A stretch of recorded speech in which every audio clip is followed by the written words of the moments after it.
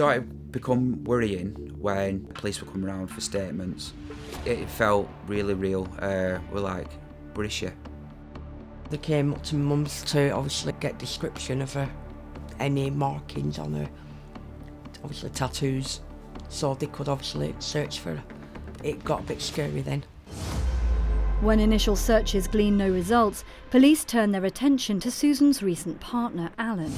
The team knew that she was living with somebody called Alan above a butty shop, as her mum had described it.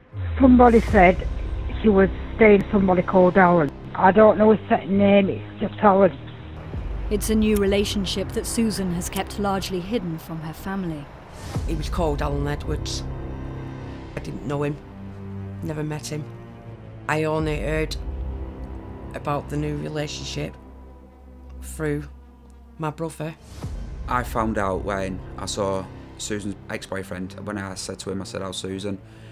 And he just said to me, I don't know, she's not living at mine anymore, she's living at Alan's. I'm like, who the hell's Alan? I didn't know where this Alan lived. I'd never met him, don't know anything about him. So I messaged her on Facebook. I just said, Susan, what are you doing? Who's Alan?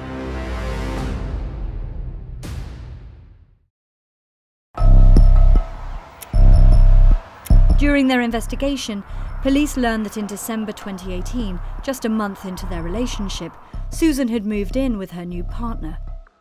During the missing persons investigation, it's a reasonable line of inquiry, go and speak to the last person that's seen the missing person, and so we'd visited Mr. Alan Edwards. There's some body-worn video from one of the response officers.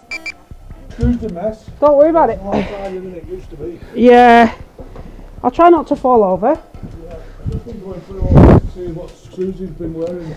What she's been wearing? Yeah, what she's got on, see. Right. I've got most of the clothes there. It was only later on when we reviewed that body-worn video, you could see how he's shuffling around, making himself small, hat, big jacket, so he looks smaller.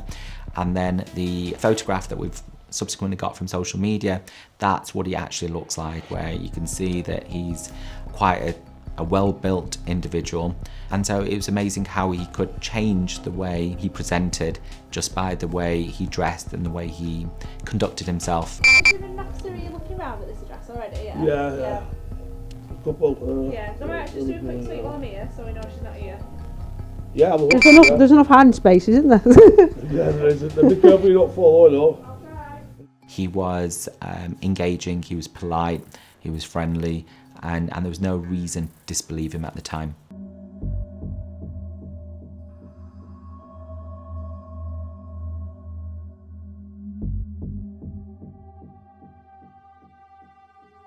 There was a couple of really odd sort of comments that he made, or odd behaviour.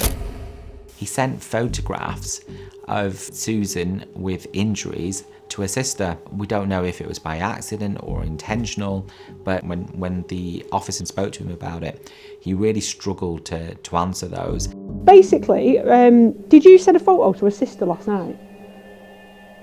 Yeah. Of some injuries that she had? Where did you get? The photographs, I got them off her phone, but they're not on it. I can't understand how it's gone because Susie deleted them. She won't let me have the photographs.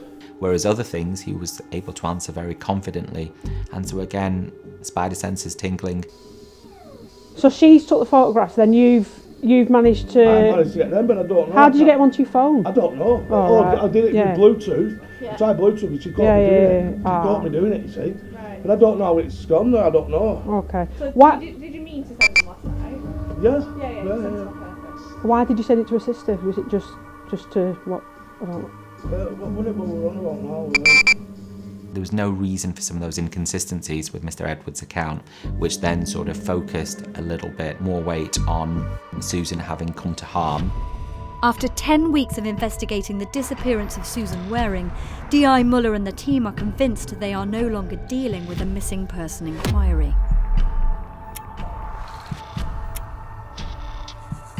So at the end of March, I compiled all of those anomalies and all those patterns together, presented them to the investigating officer, and he called a no-body homicide investigation. That was scary. Yeah, that was the scariest bit. With no digital evidence of Susan being alive, the homicide investigation can now begin. And Karen rung me and said they've upgraded it to a murder inquiry. And I'm like, what? Alan Edwards is now a key suspect in the murder inquiry. The first action was to go and arrest Mr. Edwards and search the flat. They arrested him, and initially he was appearing to be sort of shell-shocked.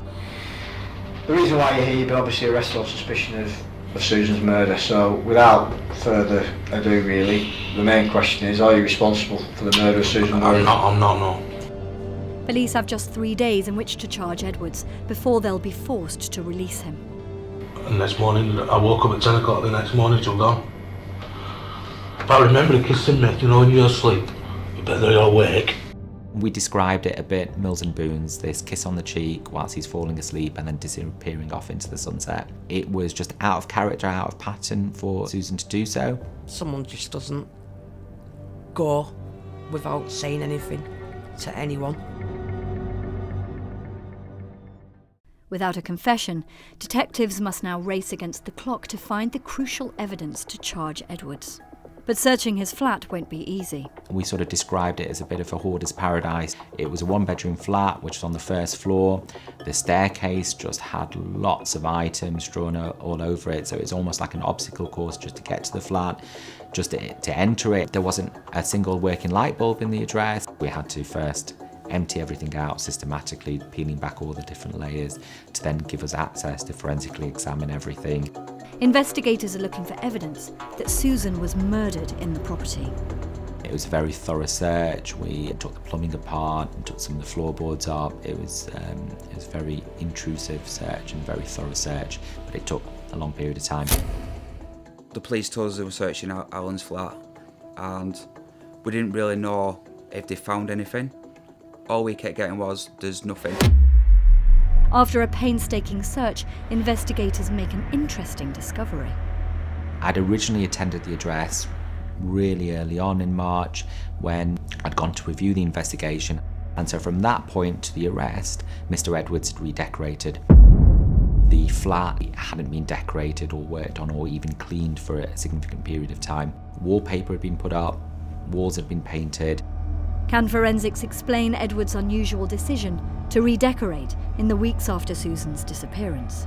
Behind the paint, the scientists found blood. Then we found some blood on the sofa, really small amounts, but which could be explained by a nosebleed or something more sinister.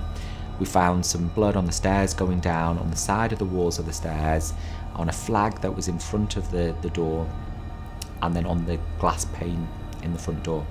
We found Susan's glasses as well, with a spot of blood on them.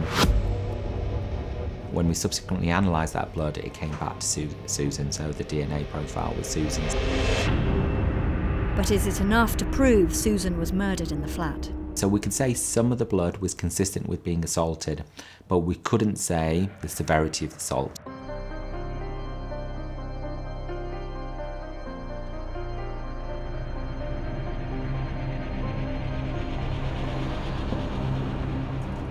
It's an enormous undertaking for the team of investigators who spend the next year building a case against Alan Edwards.